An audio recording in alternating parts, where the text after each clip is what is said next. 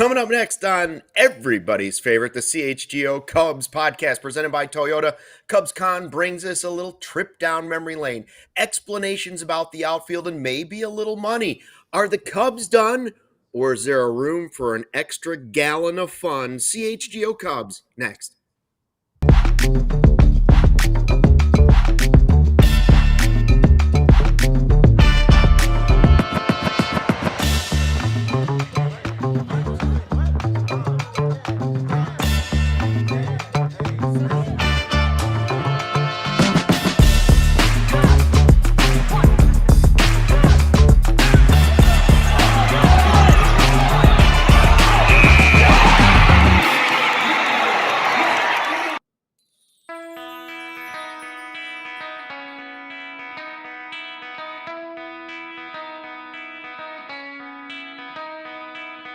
Hey, Chicago, what do you say? It's the CHGO Cubs Podcast on a Monday presented by Toyota. Let's go places. Come on in, everybody. How was your weekend? You know what? I had a pretty good weekend at CubsCon, and we're going to talk all about it. Yeah, as we mentioned, presented by Toyota. Joey Christopoulos, Luke Stuckmeyer, Sean Anderson on the ones and twos. Luke, how are you, my friend? How was your weekend? Well, let me tell you.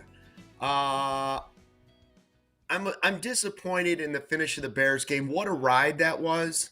And I do have a question for you about it as we went through the emotions of that Bears game last night. It got me to thinking. It flashed me back just in a little bit to Seiya Suzuki hits a 3-run homer and Andrew Vaughn hits a 3-run homer. Right? Like the throw to Komet, I don't know if I've ever been as excited as that. I'd have to go back to 85 Bears to be that excited about a Bears play, right? Like even my wife jumped across the room because she couldn't believe it. And it was the only play she watched of the entire game, okay?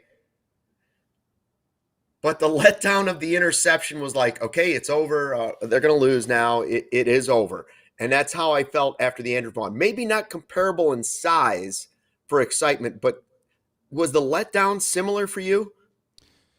So the thing that was great about that shot, right, is he's backing up and the camera's panning and panning and panning. He unleashes it, and then it pans and pans and pans. Who's over there? Nobody's over there. Cole Kmet's over there. He's alone. He catches the ball. Touchdown. Like, nothing really surprises me anymore when it comes to the Chicago Bears.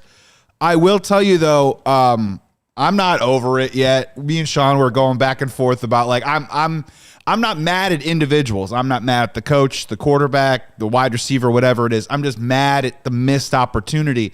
And I can't help but feel like, Luke, this has eerie parallels to another Cubs one. This feels like the 2015 Cubs to me. Like we slayed the dragon of our rival. We took down the Cardinals. They beat the Packers. And then in the following round or game, when it talks to Cubs-Mets, you know, those pitchers shut down all the young stars in the young core the same way that I think Colston Loveland did not have a good game, Roma Dunze did not have a good game, Luther Burden did not have a good game. That's the parallel that I'm feeling right now, Sean. Hold on. So I have hindsight. I have knowing what happens. Okay. You're all upset. I was like, oh, it's a great season. You're like, I'm not ready to pat him on the back. You know what happens the next year.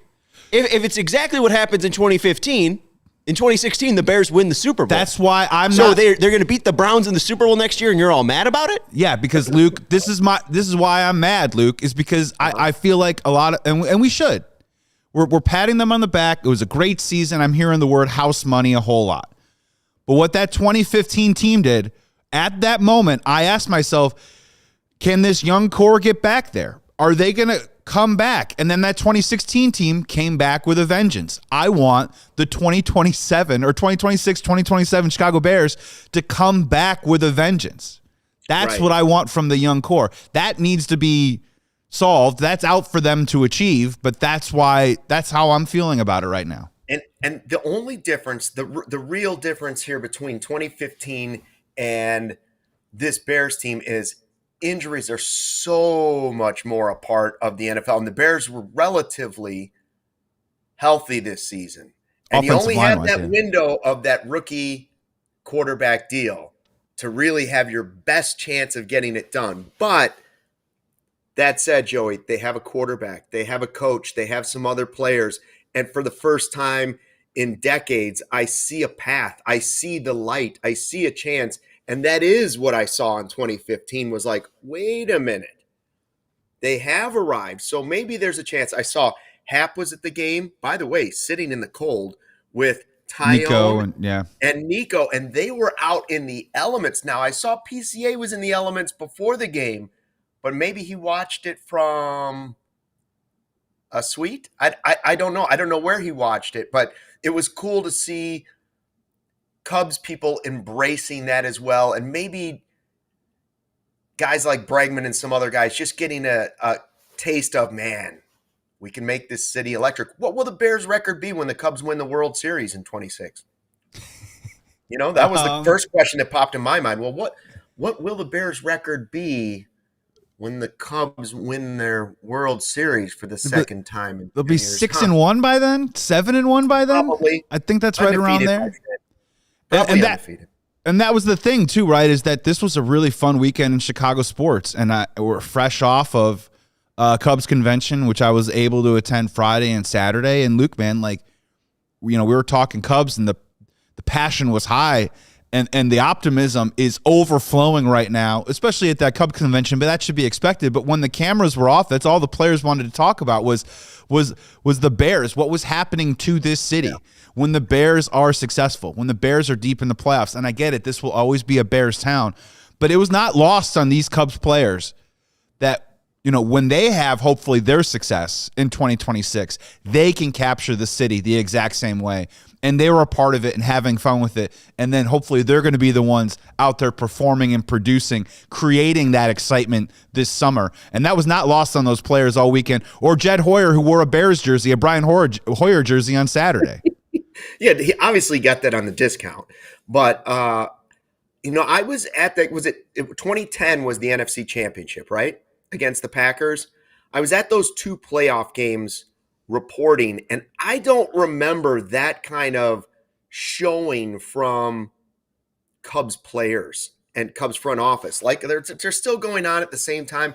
I don't remember that the baseball team was embracing the football team like that. There might have been some players there, but I don't remember it being like this. And I don't know, maybe that's corny, but it just seemed kind of cool to see the two franchises supporting each other. Right, it's not a box score thing, but it's the middle of January, so create a little space for us for a second here. But there is definitely a large portion of Cubs players on this current roster that care about the city, and that they care about being Chicago Cubs, and they care about doing it together. Now, is that going to have them win 100 games? No, but during a long season, Luke, sometimes those intangibles will help you get through, whether it is a rut at the plate or maybe you've lost 5 or 6 in a row. You got players on this team that maybe are taking on new roles, or guys that are coming in like in Alex Bregman. They're trying to not just assimilate but become one of the leaders and pillars of the team moving forward. And the fact that they're all kind of pulling on the same rope for Chicago, it doesn't mean nothing. It might be a little something, but it doesn't mean nothing. No, agreed. I enjoy the fact that fans in this city give so much to the players, right? And this is a chance for the players to sort of embrace the city back. And wasn't it maybe just a little bit ironic that the last big play of the Bears season ended with Cole Kmet swinging a bat? So I say to you, so long to a great Bears season. It is officially Cubs season. This is it. Baseball's back. Here we are. We're the next chance you got at winning a championship. Next chance, best chance, baby. That's it. And hopefully now 9 minutes in, we can get to Cubs talk because the chat's ready to riot. Godfather specifically. Bears, this ain't no stinking Bears channel. Wow. So Godfather's so excited about the Chicago Cubs and the moves that they're making. That's all he wants is Cubs chat. He's so happy. Let's get to it. Luke, I want to get your opinion on two things. The first one is clearly this offseason has fulfilled a lot of dreams in the dream bucket for Cubs fans. And We wanted a big bat. We got it. We wanted a starting pitcher. We have it. Shota Imanaga is returning. If you're a big fan of that, that's great. But now you've been conditioned as a Cubs fan to think they must be done. This is it. Yeah. They fulfilled our wishes. What more could we ask for? Let's not get greedy here as Cubs fans. But there's news and there's information that continues to lead Cubs fans to believe that the Cubs might not be done, that they need more. And you heard it from the mouths of the manager this weekend at Cubs convention. You heard it from the general manager. And now you see this report from Bruce Levine on 670 The Score today saying that maybe the Cubs aren't out of the Zac Gallen sweepstakes or bidding, if you will. What is your take on Zac Gallen possibly being added to this rotation that we've gone over that rides already 6, 7, 8 deep? I love it. Like first of all, I've never been against Zac Gallen because he's had some great years in his career, and I think he can still bring it potentially if they can unlock that. But I didn't want him as their main move of the offseason, right? Well, he's not. And now if you look at, let's say if they can add Zac Gallen, just to take it, sorry, Godfather, but just to take this back to the Bears for a second. Uh-oh. We all looked at that team going into the season and thought, wow, this could be different. Now, I don't know if we thought it was one play away from the NFC Championship, but we looked at it and said, what was the one thing that was still missing? Pretty obvious, pass rusher. We all thought, man, what if they could still go get the guy from the Bengals? Or what if they could go get Micah Parsons before he went to the Packers? And you thought, well, maybe it's a little bit early for that. Well, the same might be true for the 2026 Chicago Cubs, but I still look at it and say, what are they missing? Man, I could use another arm of depth because there's still a lot of question marks about the pitching staff and the health of some of the guys, right? Whether it's Steele, whether it's Boyd having not pitched that many, whether it's Cade Horton finishing his season with an injury. And I look at it and I say to myself, wow, what if they could have Horton, Boyd, Steele before it's all over, said and done, Tyone, Shota, that's 5, right? Then you look at who else am I missing? Colin Ray is 6. Javier Assad, Ben Brown, Jackson Wiggins. Zac Gallen into that mix. Yeah. And now you're looking like you're pushing towards like what I was dreaming of. Like 8 potential quality starters you can look at and say, listen, I know we're going to break down. I know guys are going to have injuries, but never at any point in this season are we going to be, we can't get it done because we have depth. We have super depth. And when we get to the trade deadline, hopefully we're so good, we realize, all right, let's pick a couple and trade them for those prospects that we're now seeking back. Go ahead and do it. This is the time, Cubs. Don't stop here. If you're going to push past the taxes, Carter Hawkins says is no longer a problem, go ahead and do it. Why not? Use it as a bonus.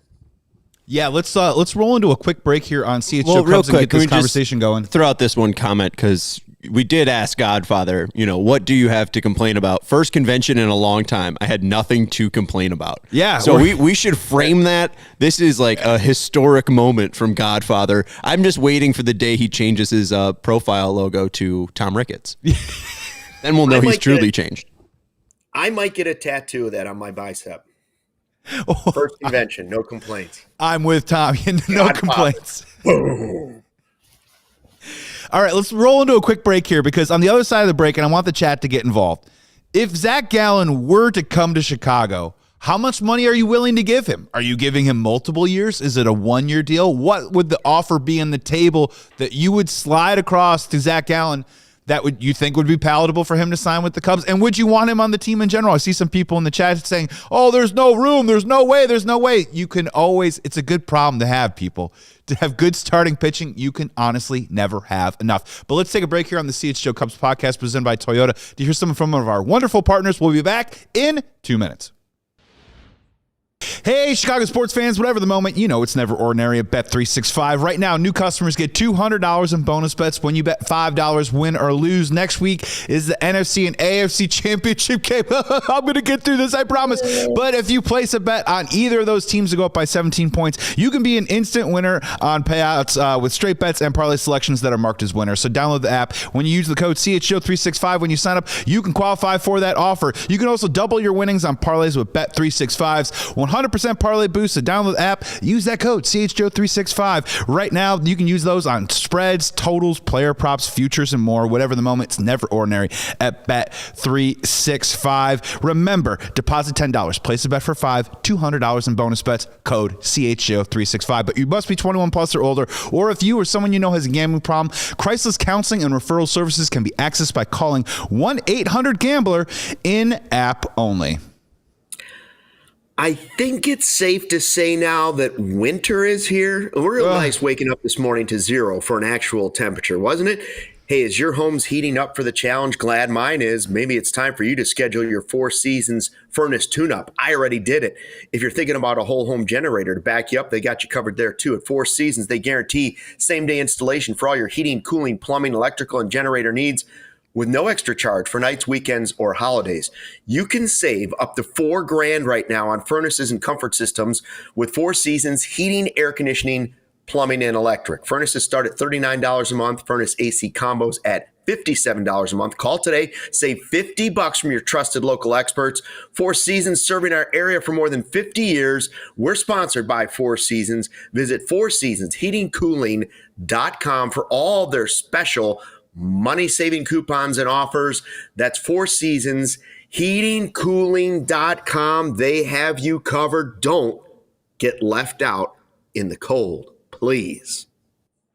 Coming back here on the CHGO Cubs podcast presented by Toyota Let's Go Places. Joey Christopoulos, Luke Stuckmeyer, Sean Anderson on the ones and twos. We asked it before the break, and I'll bring it to you, Luke, that, look, Zac Gallen, I believe, signed an arbitration deal for about $10 million, a one-year deal last year. 13. Thank you very much. $13 million last year. Now on the open market, clearly has not gotten the money that he wanted. They did extend him the qualifying offers that would cost the Chicago Cubs draft compensation and some international spending money. But again, they're getting some of that back because Kyle Tucker is now on the Los Angeles Dodgers. What would that look like to you? Like, if you are the Cubs and you're going to Zac Gallen, Luke, what is that? It feels like it'd have to be a one-year prove-it deal. Yeah. And would it be $15 million? Would it be $20 million? Where do you think that number would start with Zac Gallen? I would think at least $15 million, but I sort of think of it as Bellinger the first time around for the Cubs, right? Like, that worked out. I don't have a problem with that. Like, somebody who's had really good success in his career, and you could say, listen, you got 1 year. You rebuild it with us. I don't know that I would go beyond that, even an option maybe for a second year. I don't know that I would really go there, but I guess if it lowered the price of the first year, I would consider a second year with an option. But think of the depth you're talking about in that pitching rotation. Like, I don't even know where Gallen fits in. So, like, the flip side of I'm saying yes, the flip side of it is, well, yeah, are you going to spend $15 million on a guy that you're not sure is in your top five? I mean, that's realistic, but I'm just saying, yes, have you looked at the way pitching works anymore? Yes, I'm willing to do it. I hope Tom and Jed are. And it's fascinating that they're talking. Now, at Cubs convention, the first question I believe that was asked to Craig Counsell was something along the lines of, like, are the Cubs done? Or, you know, they've added all this depth. And Craig was emphatic that, no, we need more depth. He wasn't talking specifically pitching or maybe on the position player side, but he seemed to be saying all quadrants, we need to continue to fortify and insulate and create more options. He even also name-checked. He's like, there's a couple names out there that'll be pitching for us that no one's even talking about right now. So I found that to be rather fascinating, but he wouldn't go into further detail. When it comes to Zac Gallen, right? Yeah, maybe. When it comes to Zac Gallen, $15 million feels about right, but it would have to be probably incentive laden to me. Like, let's just say 15 base And if you hit certain markers, we can get you up to 18 to 20 a year, which is probably the going rate for, frankly, a guy who did not have a great year last year, but he's had some quality years at the big league level for the last 4 or 5 years. He probably is an $18 to $20 million pitcher. My only question then that remains is, as you said, like, who's the odd man out?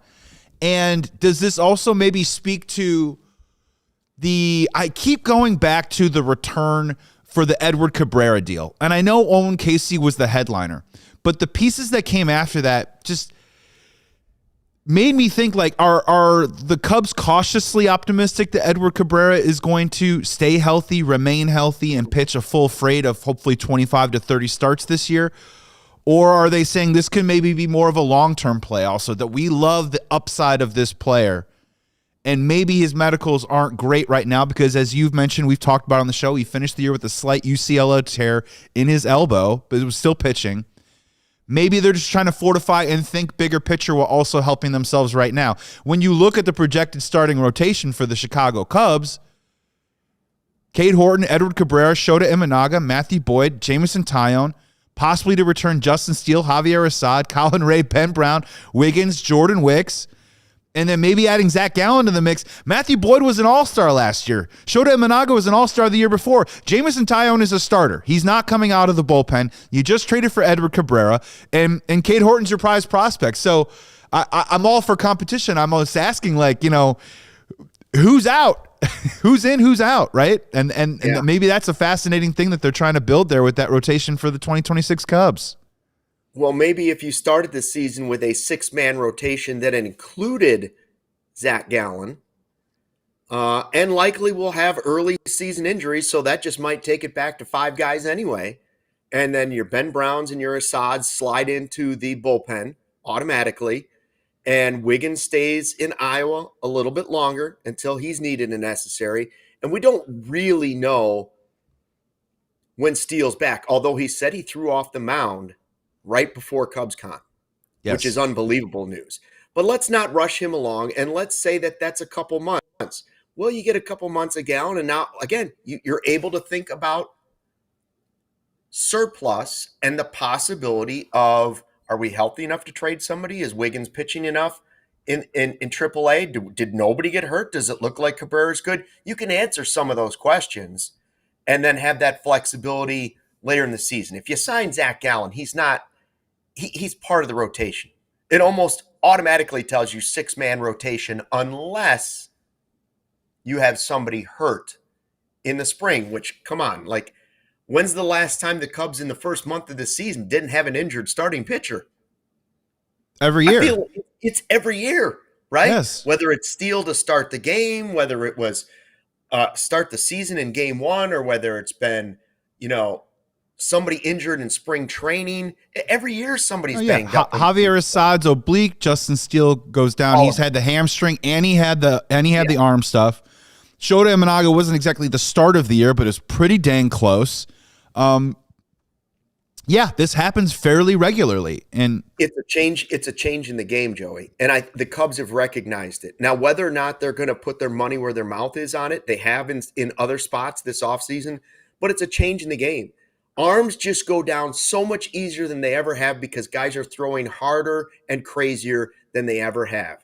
And we're starting to see the innings shrink, and I think we're going to start to see the collection of arms get even bigger and bigger. And you're going to have less. I think you're going to have less utility players before it's all over because you're going to have to keep stockpiling arms. You're going to have to. Everybody's learning that. And the Cubs are in a financial position to make that stockpile of arms quality, not just quantity. And I think that's a big deal, especially if you're able to move 1 or 2 of them later in the season, because then you can pick who you really want to move if everybody's healthy. Right. And, I know he's a team first guy too as well, and a guy who's going to be pitching for the World Baseball Classic. Matthew Boyd seems like an obvious fit as a guy that turns into a swingman. He made an all-star team last year. It's kind of hard to tell a guy, especially in a contract year, that, hey, we're asking you to take on what would be maybe considered a reduced role.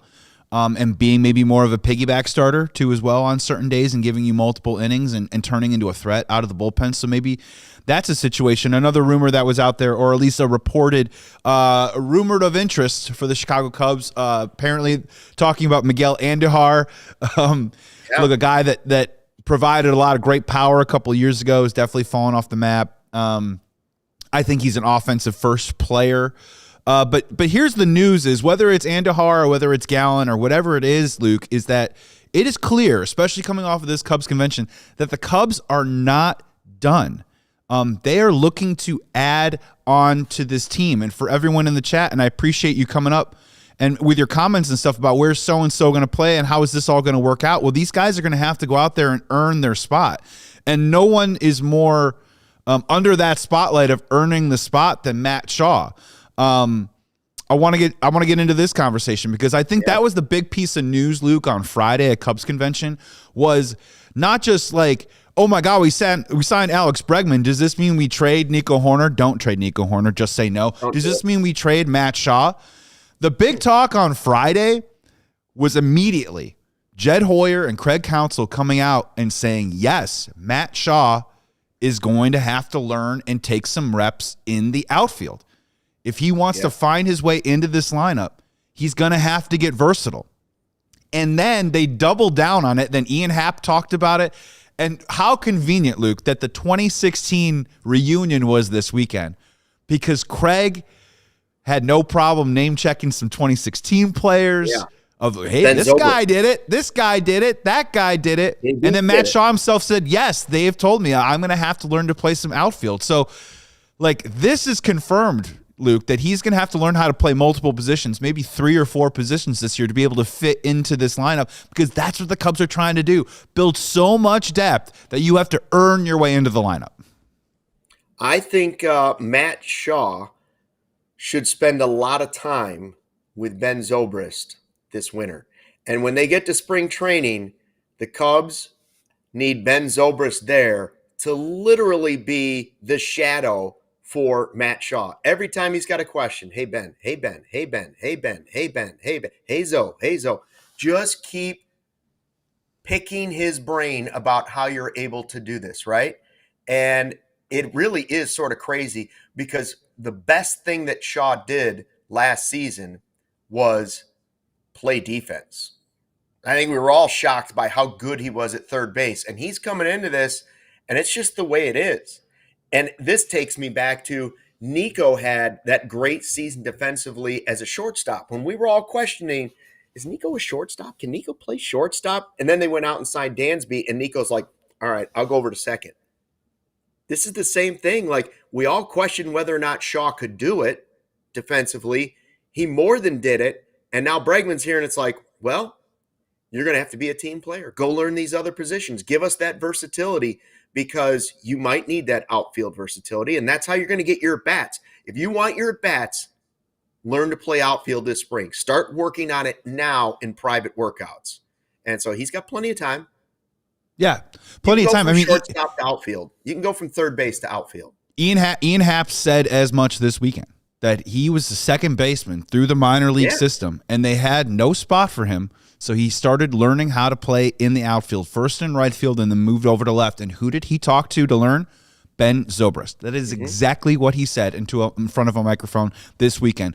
Before we go to break, let's tease it. Let's play the Craig Counsell sound that we have from Cubs convention, talking about Matt Shaw playing the outfield and also name-checking a very famous 2016 player who also had to learn how to play other positions to create that versatility on that amazing team. Let's hear from Craig at the Cubs convention. You know, I have a lot of confidence that he's I think his transition to third, you're right, showed that he can do it. Now, this is the outfield. I think moving an infielder from to the outfield is a little easier than the other way around. I think Matt's shown that he's a very good athlete, and I think Jed made the case and made the point in Alex's press conference of Chris Bryant did this, Javi Baez did this, and so we're not making something up out of thin air here. You know, this is something that some talented players have been able to do, and certainly have a lot of confidence that Matt can do. When you hear that, Luke, what's your reaction? Yes, that's absolutely what they should do this year. I wouldn't trade Shaw right now. Get this versatility, and then you go into next offseason when it happens and you say, wow, look at the versatile player we have now. If you want to trade for Matt Shaw and we want to keep Nico Horner, we can, or vice versa, or whatever you want to do. I love it. I love it. And I do think Shaw can do it. And he's got all the people around him that can help him. Bregman can help him. Hap can help him. Zobrist can help him, right? He's got plenty of people to lean on. Go do it.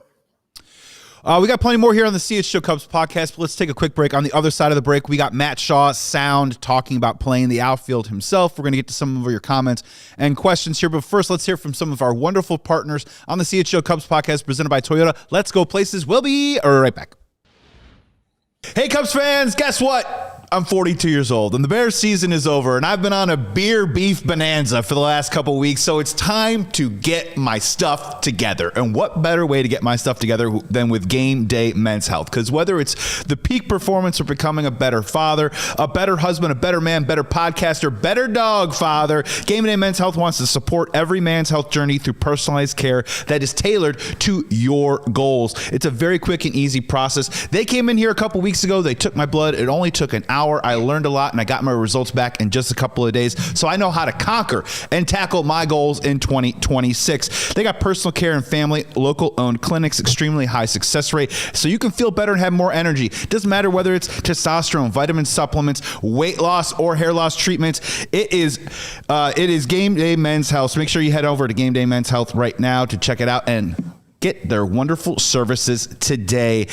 And we also want to talk to you about something a little special, too. National Championship game. Brandon Bears. On tonight. That's right. It's BrandonBills.com. So whether it's a snapback, trucker, fitted, beanie, or tee, Brandon Bills got you covered with performance and style. So if you're looking for some gear to make your brand stand out apart from the crowd, Brandon Bills has got you covered with the best custom headwear in the game. So start your order today with their dedicated team that will help you create the exact custom apparel that you need. They got partnerships with over 40 colleges, including 10 Big Ten schools. And new styles, Joey. Look at that. Look at all these new a black wonderful Penn styles State that they hat. have. It A just black keeps Michigan rolling State hat. on Pat and on. Fitzgerald. That's right. Maryland. Anything you want to go. Mark Ohio Carmen. State, IU. 2 different kinds of IU hats right now. Google them.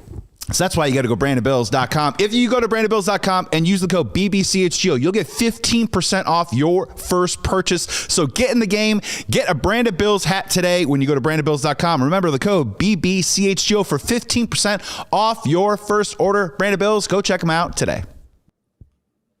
How it started, how it finished. We are back on the CHGO Cubs podcast, coming off of Cubs convention and some big news. We're talking about Matt Shaw going to the outfield, how the Cubs brought it up. Joey got some great sound there at Cubs convention, and it got me to thinking as we were going to break, how it started, how it finished. Sometimes in the offseason, once football's done, we get a little screwy in the head, right? We start thinking about, what if this guy does this? And we go a little bit out over our skis, right? I remember being awfully excited about Gage Tater Workman. Now, he had a terrific spring training, and we thought, wow, they have found lightning in a bottle. Same thing with Patrick Wisdom. You go all the way back in Cubs. You could go over and over times that it's happened. But Gage Tater Workman was our backup at third base. And we thought, what if Gage Tater Workman does this? What if Gage Tater Workman does that? I like Matt Shaw as my backup guy and utility depth a lot more than I like Nick Madrigal, Gage Tater Workman, all these other guys. I believe Shaw is an everyday player, but that shows how the depth of this team has quickly grown. That shows how the Cubs have taken this next step to, okay, this guy was on another team and maybe we catch lightning in a bottle. He's got a cool nickname. I'd print the shirts. To, no, we've seen this guy do it and we know he can do it, and now he's depth. So this was, Joey, you got some Matt Shaw sound, is that correct? Yeah, so, and what you're talking about right now is it's been a while since the Cubs have had a super sub. And when you try and adjust the lineup, or you try and mix things up, or you try and give someone a blow, or maybe someone gets a little less than 100%, you don't want to skip a beat, right? And forgive me, but like the days of Vidal Brujan, the Cubs seem to be kind of moving beyond that, right? Yeah. So I understand a lot of people in the chat right now talking about like, well, Matt Shaw's heading to Boston or whatever. Frankly, we'll see what happens, and I'm not here to declare one thing or the other, but that's not the vibe that I got. The vibe that I got is, How are we going to help Matt Shaw? And Matt Shaw is going to have to figure out what he needs to do to learn the position. Let's hear from Matt Shaw himself talking at the Cubs convention about making his transition to the outfield and what it's going to be like for him. I look forward to outfield. I think infield in general just takes a lot more reps than going out to the outfield. I played outfield like growing up a lot. So I look forward to running around out there. Outfield's definitely fun. And the at-bat stuff, I think there's at-bats there, and obviously it's up to me as it's up to all the guys to earn their spots and to play well. So no different than if I was, playing third or playing second or playing whatever, I still have to earn those at-bats. So, something I really look forward to this year. So that's an acknowledgement right there that that's what's coming for Matt Shaw. And it wasn't just Matt Shaw either. And this is another reason why I think he's going to be in the fold in 2026. Ian Happ talked about, he's going to get with me in spring training, and I'm going to teach him the way that Ben Zobrist tried to teach me. And then it was also, I believe PCA was like, I have full confidence that Matty's going to be great out there. I'm excited to run around with him in the outfield. And then the other part about it, Luke, was the other thing that I kind of took away was when you hear from Bregman, you hear from Dansby, you hear from Nico, you hear from Ian Happ, a lot of their mantra, and look, I've been one that's critical of this because I think these guys need a day off from time to time. There's 4 or 5 guys, and PCA, there's 4 or 5 guys in this lineup that pride themselves on playing every single day. They don't want to miss a single at-bat or an inning. Anthony Rizzo said it over the weekend that as a player, missing just one game or taking one day off could be the one day that you don't hit 5 grand slams in a game. He said it. That's out of his words because he said anything's possible.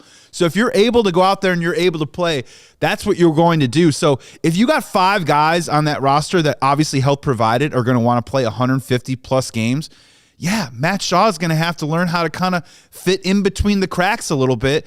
And just by that sound right there, he doesn't seem too worried about it. But, it's going to be an adjustment for him. Yeah, I love that the Cubs have a bunch of players that don't want to sit. But Tony Rizzo, let me point out also that one day you sit down could also be the day that you went 0 for 5. Sure. And then hurt yourself because your body was tired. So you also have to do what's right for the team. And I want some of the Cubs grinders to just accept that but not like it. Okay? It's okay. And that's going to how Council's going to have to sell it to some of these guys. I know what's best for this team. You have to listen to me. I don't want you to like it, but you have to take what I tell you. And when I put out the lineup, that's going to be the lineup. And if you are sitting one day, I want you to use that to do the right things to get your body ready for the next day. And also stay ready in case I need you in the middle of the game, right? Like, it's okay. It's not. Nothing is longer than a baseball season. It goes on forever, right? And hopefully you're in the postseason and it goes on forever and ever. And that's the way we want it to feel. But I do like the depth that the Cubs have built. I like the personalities and the drive from the players. But I also want them to be accepting of whatever is best for the team. Yeah, this is a great comment here on the screen from Mr. Mohawk. Timmy, let's do a Toyota Super Chat with it, honestly. What's that, Toyota Super Chat? Oh, yeah, baby. Can you scroll back up a little bit? So making a big deal out of it. Like, whoa, hello. So, scroll back up. Shaw is a super sub, makes 2026 Cubs a better team, gives the team more depth, and if they don't re-sign Nico, which they should, I agree, can slide Shaw over to second next year. And also, let's tee up the other Toyota Super Chat from Corey, too, as well, in our favorites, because, Luke, it's day 7 of our campaign of Do Not Trade Nico Hoerner. And how are we doing? Let's check in, shall we? Matt Shaw is learning how to play the outfield, right? Like, Carter Hawkins is going around telling people that luxury tax won't be an issue. And, we're testing and reading the tea leaves on Zac Gallen. And then Corey Seacrest here for Toyota Super Chat says, my best friend's sister's boyfriend, brother's girlfriend, heard from this exec who knows this scout, who's going with the team who saw Nico pass out at 31 flavors last night. I guess it's serious. Well, it's serious that he should be staying on the Chicago Cubs. Day 7 of the campaign, it's still going well, Luke. Yeah. That we now have it confirmed that Matt Shaw is going to learn to play a little bit of outfield. The Cubs are saying depth. And it looks like that also means, oh yeah, let's keep the player who had the highest WAR on the team last year, Nico Hoerner. I think Nico's probably trying to numb the thought that he could even be traded, right? He went to the Bears game, he froze his butt off outside, and then apparently he went and he got ice cream afterwards. That's a man that's trying to numb his head, saying, why would you even take the phone call? Actually, I believe he did talk at Cubs convention and was like, I understand it. It's the last year of a contract. That's the way it works in baseball. Like Nico knows it's a business, but it shouldn't have changed his approach to the offseason, and I'm confident it won't, right? And I heard other players saying all the right things too. Good thing we got Nico Hoerner, man. Look at the defense we've got going on, and now Bregman just brings that even more so. And I heard Rizzo talking about how Bregman was going to help out everything on the team because he knows how to go through it and he knows how to win, and he'll be great depth. And I did enjoy Rizzo, by the way, talking about credit to the first baseman for always plucking the ball over at first base, giving himself a little pat on the back, right? But I do think he's right. What a difference we've had now in just one signing with Bregman, the way we're talking about the depth of this team. It's just one guy. And I know you subtracted Tucker, but it's still a way deeper team this year, I think, because of where they made the big addition. Right. And that was it's been a long weakness. And that was the thing is I was asking Rizzo, I was like, the 2016 infield that turned into the 2017 infield that all started the All-Star game. Yep. He was a part of something really special. And I was asking him now that Bregman's in the fold, and you look around, you see Bregman, Dansby, Nico, and Michael Busch there.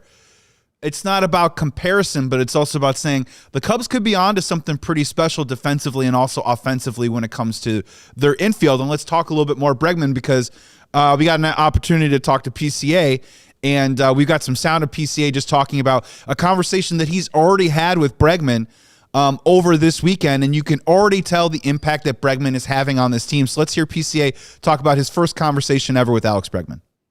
Our personalities might mix really well,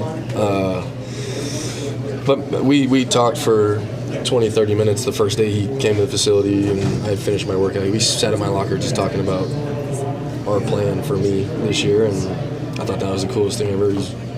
He's already instilled some confidence in me that I need to hear sometimes. So I'm just glad I got another person in my corner because it's only ever been that here, but no, he's just I think he's a nut when it comes to like the hitting side of baseball, and I love that. So it's gonna be great. You can't deny that we don't know what's going to happen on the field, but the impact Alex Bregman is already having on the 2026 Cubs, it's pretty measurable, Luke. Yeah, and it's all behind the scenes right now, but and this is not, I'm not knocking the other guy.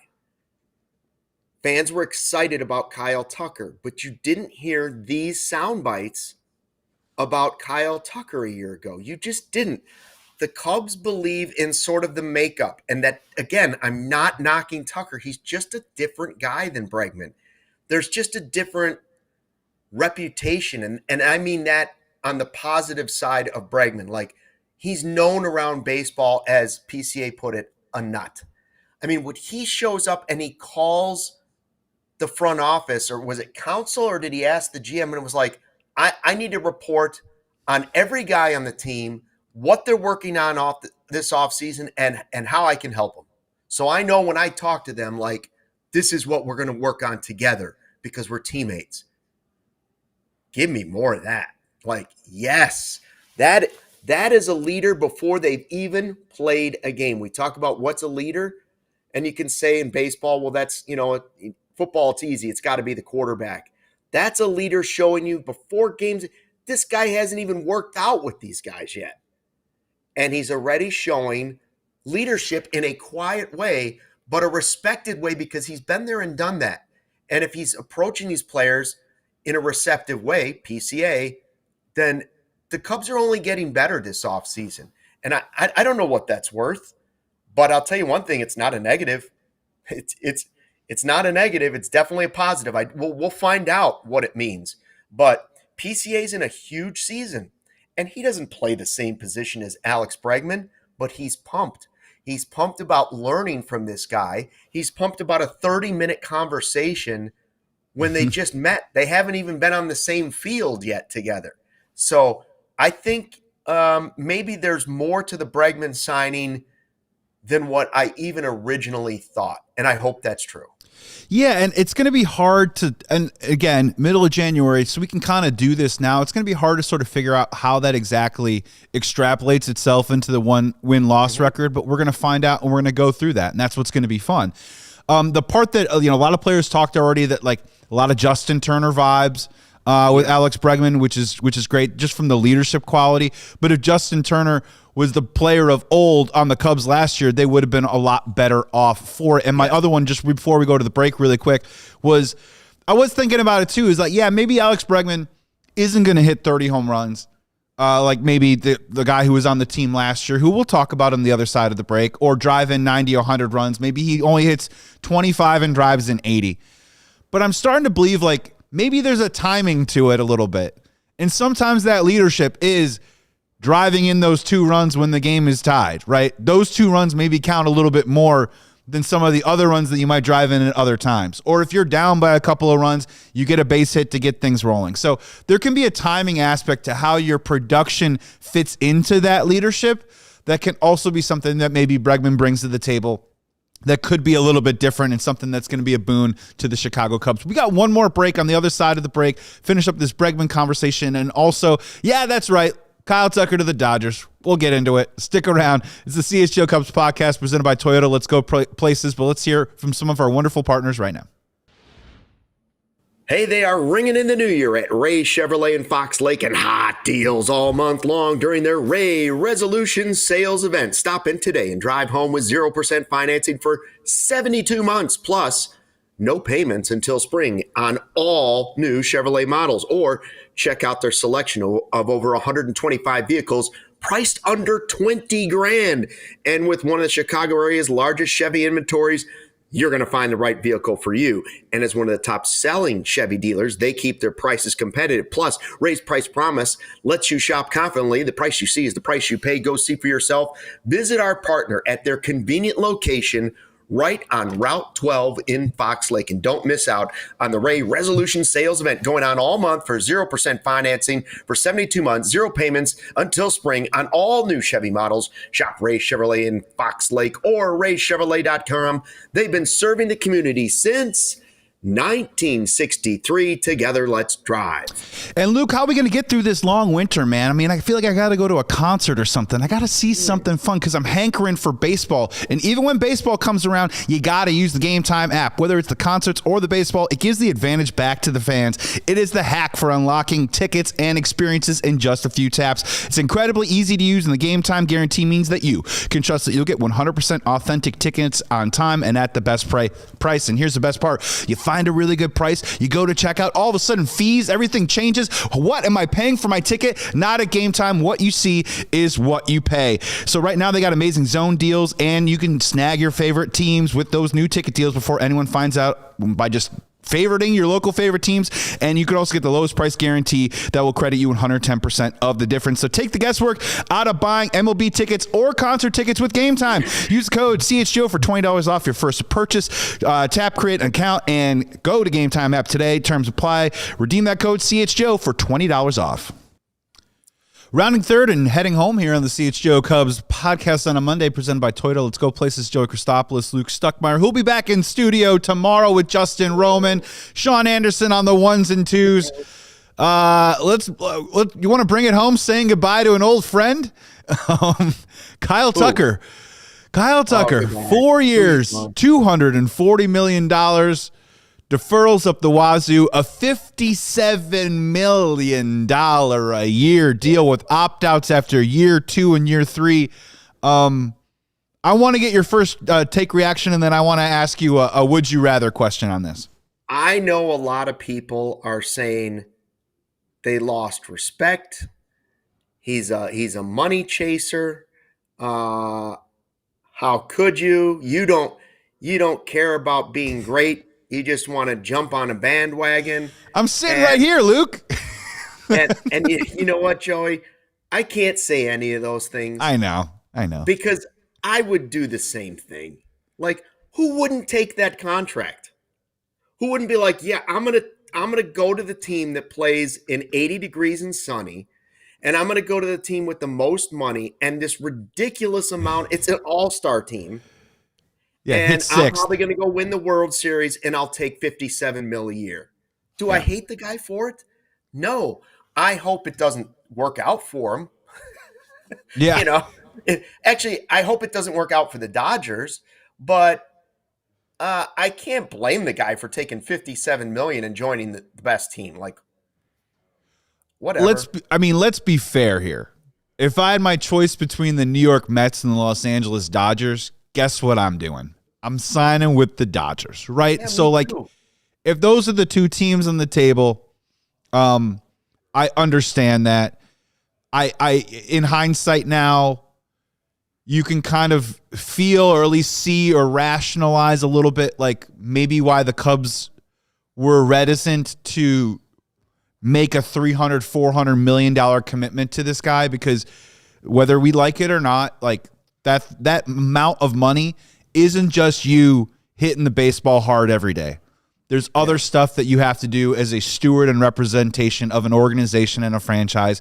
And frankly, because it is an entertainment business, there are things that are asked of you that maybe they were just a little hesitant about whether Kyle Tucker would be open and wanting to do that, right? He gets to go to LA, he gets to hit sixth.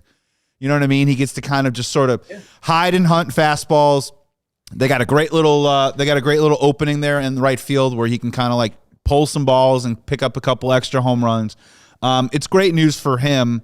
And yeah, Luke, we were doing shows where we were like, how Kyle Tucker going to handle getting booed at Wrigley? August 1, Dodgers at Wrigley Field. Methinks Kyle Tucker is going to get booed. But my question for you is, Sean, go ahead. Oh, just real quick. Brendan Miller is apparently off, or at least free enough to make a comment saying PCA always mentioning Nico, Dansby, and now Bregman as mentors. Didn't hear one thing about Tuck. Did not. Oh, the pitch doctor firing shots. Firing gas. A little chin music from the pitch doctor. needle. Get off my plate. More like the burn doctor. Good to see you, Brendan, man. Great Cubs-related show. This is actually my first time I got a chance to verbally talk to him before when I produced their show last week. I am a huge fan of Cubs-related on Thursdays. Please, everyone, go check it out. Yeah, look, I mean, I'm not going to do it here, but people were talking about it at Cubs convention. Kyle Tucker is not a bad person. But not to get into specifics, maybe he isn't exactly the type of leader or fit, as you've used the word fit, Luke, and I think it's very apt that Alex Bregman is for this team in this moment right now. And oh yeah, Alex Bregman is still an all-star, a two-time World Series champion, Gold Glove in 2024. So he can bring it on the field and off the field, and I think that's what the Cubs were looking for.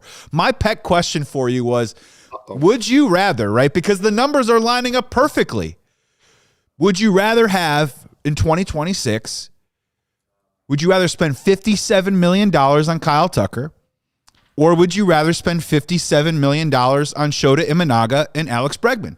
Because 35 plus 22, the last time I checked, is also 57. The Cubs chose their path, obviously with Shota and Bregman. Kyle Tucker gets $57 million a year. Which one would you rather have? I would rather have Bregman and Shota. I would.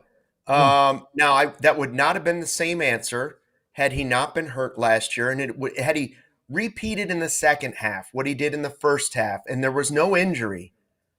Then I would flip that answer, and my early season answer would have been Kyle Tucker. But the way it played out, and now seeing the way they can build the depth of the infield, and yet still have the outfield intact, and maybe they're still willing to spend money. I don't know. Like you said, maybe they're willing to add another guy. Maybe it's just not necessarily Alcantara is the fourth outfielder. But is Bellinger still a free agent? Yes, he is. Well, if you really want to go over the tax, would you rather have Bellinger or would you rather have Kopech and right? And that's another piece of news coming out of Cubs convention that it may not happen before opening day. Yeah. But I feel confident in saying on this show that I think the Cubs are planning on going over the luxury tax at some point this season. I don't think it's going to be as inhibitive as it's been in previous years. I think that they believe that obviously the structures and some of the rules are going to change when this eventual labor negotiation begins between the players and the owners next year. And when you look at it again, and we've done it on the show, if you fly 6 to 10 million over the luxury tax, it's less than $1 million in penalty. I mean, for a big time organization like them, $167 million just in taxes. Right? Yeah, that's what the Dodgers are looking at. What are we talking about? I would rather, and I'm not saying the Cubs are talking to Bellinger anymore, but like,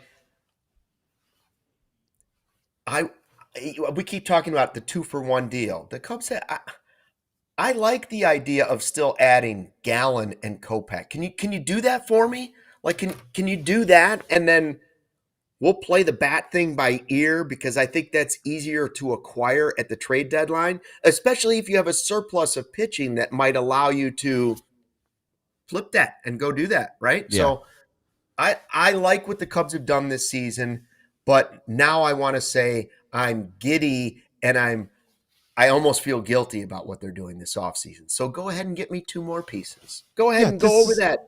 Push through that luxury tax and swim on into the next one. What the heck? This is the best conversation in the world.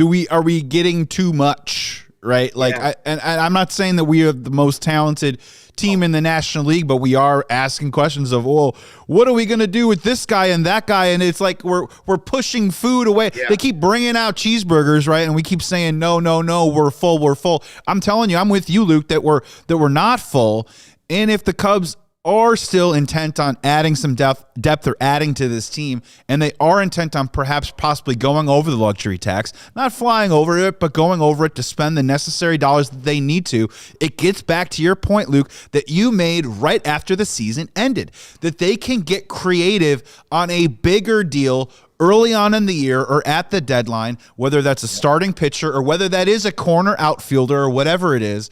And then that's when you can get really, really serious. You could be dealing major league talent in a trade to bring back major league talent, which means you don't have to gut your farm system. There's a lot of different ways to get creative with this, and I think the Cubs are interested in getting that creative.